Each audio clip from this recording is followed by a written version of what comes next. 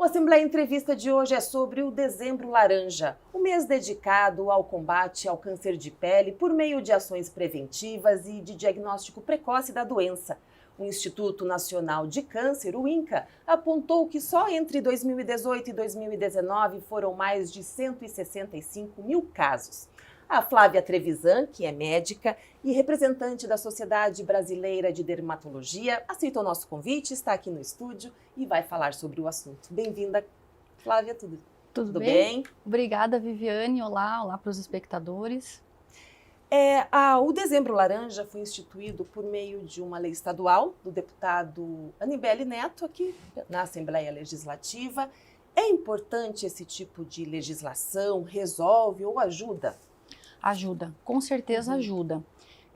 Essa campanha de prevenção, ela já é bastante antiga. A Sociedade Brasileira de Dermatologia já desenvolve essa campanha há anos e ela foi oficializada, foi transformada numa lei no Paraná, tem alguns outros estados que também já instituíram como lei, e ela segue aquela ideia de prevenção junto com o Outubro Rosa, para prevenção do câncer de mama, o Novembro Azul, para prevenção do câncer de próstata, e o Dezembro Laranja, para prevenção do câncer de pele.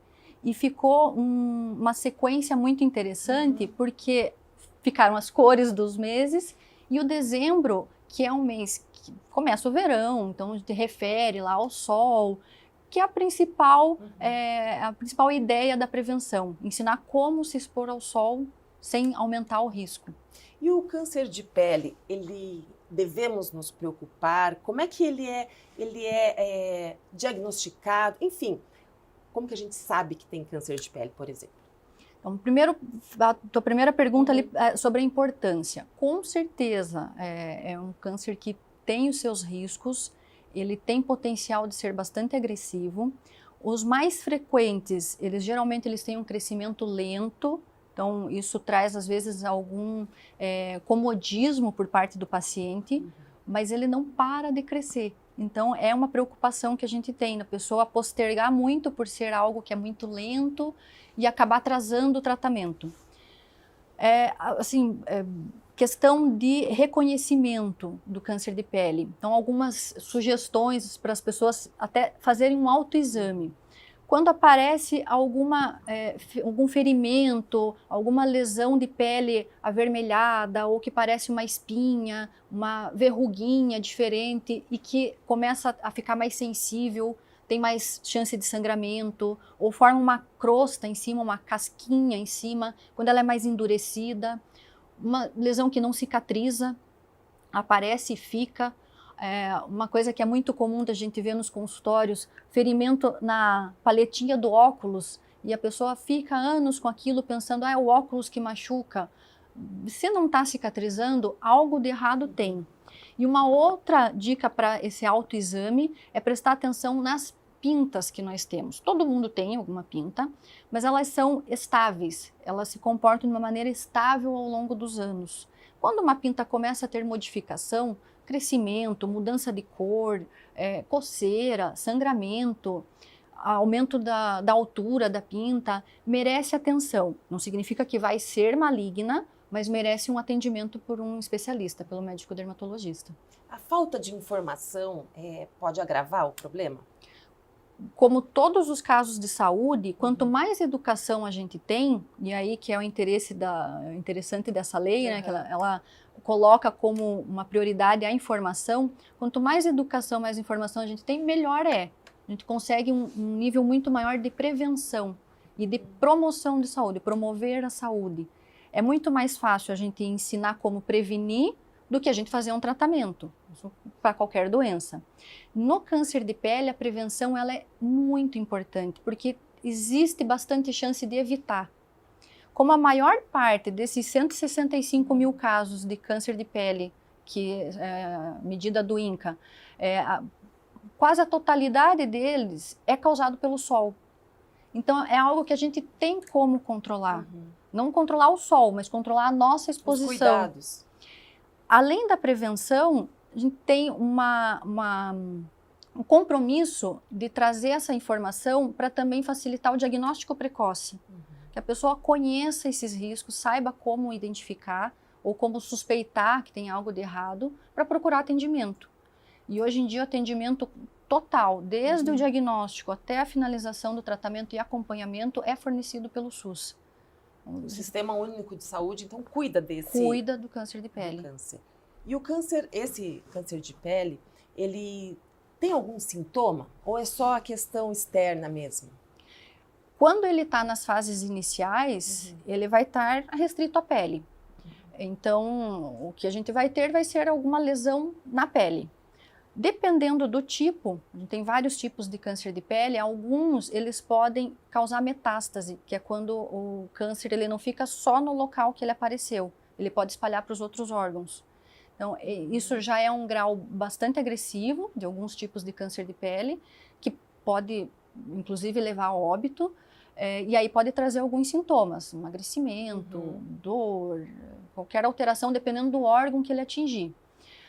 Por isso que é importante o diagnóstico precoce. Aí já vê consegue resolver antes dele invadir algum outro órgão, ou até mesmo a invasão local. Dependendo do tipo de câncer de pele, ele pode não ir para o sangue, mas ele tem um crescimento local. E daí tem que tirar. E daí tem que tirar. Entendi. E existem quantos tipos de câncer de pele? Como é que ele é denominado? São vários tipos de câncer de pele, mas dentre os mais comuns, nós separamos em 2 grupos. O câncer de pele melanoma, que é bastante agressivo, e o câncer de pele não melanoma, que tem um risco de agressividade menor, porém ele é o mais comum. Esses 165 mil casos são do tipo não melanoma. O melanoma ele está perto de 5 mil casos diagnosticados nesse período de avaliação do INCA. São aqueles que são mais agressivos, podem até levar a óbito. Tem um nível de mortalidade muito alto. Dos cânceres que são do tipo não melanoma, nós temos 2 principais. É o carcinoma basocelular e o carcinoma espinocelular. Depende, essa nomenclatura é pelo tipo da célula que transforma em câncer. Então, esses 2 tipos que são não melanoma, eles são muito mais comuns. Por sorte, o mais comum de todos é o basocelular, que é de crescimento lento. Então, ele tem um tempo de segurança para diagnóstico e tratamento, na maioria das vezes, maior. Às vezes, esse tempo ele não condiz, né? É todo caso que é igual. Mas ele tem esse crescimento geralmente mais lento. O espinocelular, ele pode ter um crescimento lento ou rápido, depende, e ele tem potencial de dar metástase. E o melanoma, ele tem um alto risco de metástase, por isso que ele é tão agressivo. E os especialistas conseguem, assim, se o paciente vai até o consultório, conseguem ver qual tipo, assim que é apresentado, ou tem que fazer outros exames? Boa parte das vezes é possível. O dermatologista acostumado a ver câncer de pele, o olho fica mais treinado, mas a gente sempre lança a mão de uma ferramenta de exame que chama dermatoscópio. Ele é um aparelhinho, parece uma lupa, e é utilizado ele tem um jogo de luzes e essa lente que ajuda você a enxergar às vezes 1 ou 2 camadas para baixo das células da pele. Então ele ajuda muito no diagnóstico mais precoce ainda. Então simples, né? É muito simples, não dói, não tem nenhuma invasão na pele. Então é um exame que o dermatologista que tem um treinamento bom consegue reconhecer mais cedo ainda. Quando surge alguma dúvida ou até mesmo para programar o tratamento, é necessário que seja feita uma biópsia. A biópsia ela é um exame, é retirado um fragmento do câncer, ou às vezes até a lesão inteira, dependendo do tamanho, para analisar. E nessa análise, o médico patologista que faz em conjunto, né, ele vai fazer a análise da profundidade, do nível de agressividade, da chance de extensão, se está perto de alguma veia, porque ele pode espalhar para o sangue. Então ele faz uma análise mais celular do tumor. E daí confirma o diagnóstico e também ajuda na decisão do tratamento cirúrgico, radioterapia, quimioterapia. E a questão da faixa etária, ela é mais comum em algum tipo tem algum tipo de idade assim mais incidente? Tem. Isso também a gente tem essa divisão entre os 2 grupos dos tipos de câncer de pele. Nos tipos não melanoma, há uma predisposição muito elevada em quem tem histórico familiar. Então, se tem histórico familiar, tem uma chance maior. E quando a pessoa tem uma exposição ao sol muito constante, aumenta o risco. Isso acontece porque o dano da radiação solar ela é cumulativa, o dano é cumulativo. Quanto mais dias a gente toma de sol, mais vai acumulando esse dano. É um dano no DNA das células da pele. Quanto mais dano tiver, maior o risco. Então, o câncer de pele não melanoma, ele é mais comum na idade adulta e na terceira idade. Uma preocupação que a gente tem é que a idade que tem surgido está ficando mais cedo. Cada vez mais cedo. Mais jovens tendo câncer de pele, que é de dano cumulativo do sol. O câncer de pele do tipo melanoma, ele tem também essa predisposição, se tem mais casos na família, aumenta o risco, e ele tem uma chance maior em pessoas que têm muitas pintas, ou as pessoas que são muito branquinhas, e quando tem, sabe aquele torrão que a gente pega na praia? Ficou camarão vermelho e às vezes descasca. Uma queimadura dessa na juventude aumenta em 2 vezes a chance de você ter um melanoma. Então, cada queimadura vai dobrando. Aumentando a chance. Por isso que a gente recomenda sempre assim, uma exposição consciente, responsável. E, por exemplo, em criança, aí é direto de genética ou pode ser pelo sol? É muito raro em jovem, embora a gente tenha visto que tem aparecido mais. Não sabemos se é por um diagnóstico mais cedo ou se teve teve alguma mudança da exposição e da tendência, mas é muito raro aparecer em criança. O câncer de pele ele é bastante raro em criança. Como o dano é cumulativo, né, quanto mais anos a gente viver, mais vai acumular o dano. E quando o paciente vai até o consultório, até o hospital e é diagnosticado, qual que é a aceitação? Como é que o paciente faz o tratamento ou abandona? Como é que é essa relação? É difícil ter esse abandono, isso depende muito do vínculo com o médico que atende e de uma boa relação com o teu médico. O diagnóstico ele nunca é fácil. Você ouvir que você tem um câncer, seja de pele, seja de qualquer outro órgão, dá um baque. É preocupante. Só o nome assusta. Já assusta. Vai muito desse vínculo de confiança. Então, sempre o ideal é que você tenha um médico que você possa confiar. Que seja especialista, que tenha um treinamento bom para isso e que consiga te transmitir essa notícia de uma maneira que você ficar confortável não vai ficar, mas que seja menos dolorosa a notícia, porque não é fácil. Por menor que você pode ter 5 milímetros, é um câncer. E quantas vezes devemos ir ao dermatologista por ano? 1, 2? Quando tem fatores de risco, pele muito clara, ou já teve algum caso de câncer de pele na família, ou já teve um câncer de pele próprio, histórico de queimadura solar, ou muitas pintas, no mínimo 1 vez ao ano. 1 vez? 1 vez ao ano.